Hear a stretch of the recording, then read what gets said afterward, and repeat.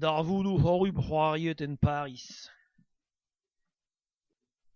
Kristenien mat a vrez gwir vugal e Jésus, deuit mo pet da chilev, un resi truezus, dus malheur yo c'horrup c'hoarvezet en Paris, fraiar ar halon, ouz ar veto ken kriz.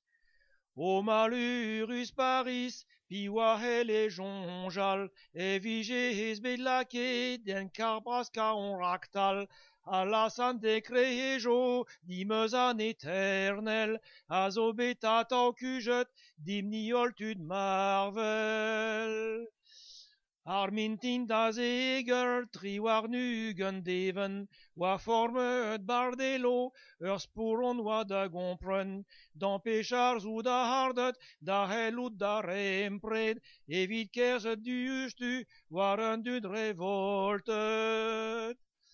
A revolt a zo skignet, dreol duz a beptu, ne ouier ke plermont, bardelet oa pe bru, ol troplo a baris, a garde national, a zinan an armo, an engaver aktal. Ur kombat da goasan, zo neuze komanset, en gant an hereret, e wel tud kounaret, ur sporon oa klevet, troz an taboulino, hag an toxinusus, ul an ol ilizo.